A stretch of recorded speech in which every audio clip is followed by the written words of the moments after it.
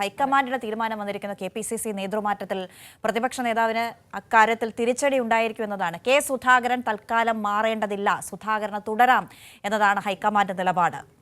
പക്ഷെ താൽക്കാലിക വിരാമം എന്ന് അന്ന പറയുമ്പോഴും ശരിക്കുമുള്ള പ്രതിസന്ധി ഇനി തുടങ്ങാനിരിക്കുന്നതേ ഉള്ളൂ എന്നുള്ളതാണ് യാഥാർത്ഥ്യം, അല്ലേ? സതീശൻ പ്രതീക്ഷിച്ചിരുന്നിട്ടുണ്ടാകും സുധാകരനെ മാറ്റാമെന്ന്, അതിനുള്ള നീക്കങ്ങൾ നടത്തിയിരുന്നു. കഴിഞ്ഞ ദിവസങ്ങളിലുള്ള യോഗങ്ങളിലൊക്കെ നമ്മളത് കണ്ടിരുന്നു. പക്ഷേ ഇപ്പോൾ ഏറ്റവും ഒടുവിൽ സുധാകരൻ തുടരട്ടെ എന്നാണ് ഹൈക്കമാൻഡ് പറയുന്നത്. പുനഃസംഘടനാ നടപടികളുമായി മുന്നോട്ട് പോകാൻ സുധാകരന് ഹൈക്കമാൻഡ് നിർദ്ദേശങ്ങൾ നൽകിയിട്ടുണ്ട്. എന്നാൽ എനിക്ക് തോന്നുന്നു ഈ തദ്ദേശ തെരഞ്ഞെടുപ്പ് വളരെ അടുത്തിരിക്കുകയാണല്ലോ, ആ പശ്ചാത്തലത്തിൽ കൂടിയാകുമല്ലേ?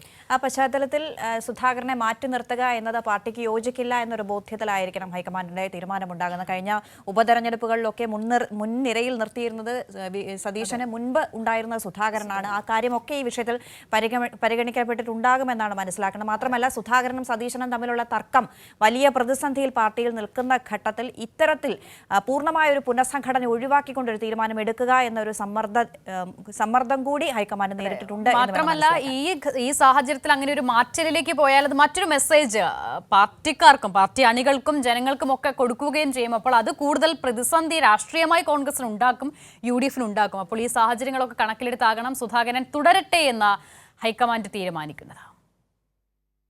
കെ സുധാകരനെ മാറ്റി സമ്പൂർണ്ണ പുനഃസംഘടന വേണമെന്ന VD സതീശന്റെ കടുംപിടുത്തത്തിനാണ് തിരിച്ചടി നേരിട്ടത്. കെ സുധാകരനെ തൽക്കാലം KPCC അധ്യക്ഷ പദവിയിൽ നിന്ന് മാറ്റേണ്ടതില്ലെന്നാണ് ഹൈക്കമാൻഡ് തീരുമാനം. തദ്ദേശ തെരഞ്ഞെടുപ്പിനിടയിൽ നേതൃമാറ്റം വേണ്ടെന്നാണ് ഹൈക്കമാൻഡ് നിലപാട്.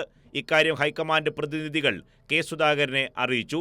പുനഃസംഘടനാ നടപടികളുമായി മുന്നോട്ടു പോകാൻ സുധാകരന് ഹൈക്കമാൻഡ് നിർദ്ദേശം നൽകിയെന്നാണ് വിവരം. KPCCയിലെ നിലവിലെ ഒഴിവുകൾ നികത്തിയും സജീവമല്ലാത്ത നേതാക്കളെ ഒഴിവാക്കിയും പുനഃസംഘടന പൂർത്തിയാക്കാനാണ് ആലോചന. ഇക്കാര്യം നാളെ KC വേണുഗോപാലും സുധാകരനും തമ്മിലുള്ള കൂടിക്കാഴ്ചയിൽ ചർച്ച ചെയ്യും. വയനാട്, തൃശൂർ DCCകളിൽ പുതിയ അധ്യക്ഷന്മാരെ ഉടൻ തീരുമാനിക്കും. ഒപ്പം കാര്യക്ഷമമല്ലാത്ത മറ്റു DCC അധ്യക്ഷന്മാരെയും മാറ്റുമെന്നാണ് സൂചന. ദീപാദാസ് മുൻഷിയുമായുള്ള നേതാക്കളുടെ വെവ്വേറെയുള്ള കൂടിക്കാഴ്ചയ്ക്ക് ശേഷം സുധാകരനെ പദവിയിൽ നിന്ന് മാറ്റുമെന്ന വാർത്തകൾ പ്രചരിച്ചിരുന്നു. ഇതിനു പിന്നിൽ സതീശൻ വിഭാഗമാണെന്നാണ് സുധാകരൻ അനുകൂലികളുടെ നിലപാട്. തന്നെ മാറ്റിയാൽ സതീശനും ഒഴിയണമെന്ന ആവശ്യം സുധാകരൻ ഹൈക്കമാൻഡിനെ അറിയിക്കുമെന്നും സൂചന പുറത്തുവന്നിരുന്നു.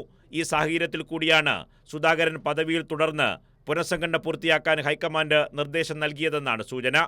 കൈരളി ന്യൂസ്, തിരുവനന്തപുരം.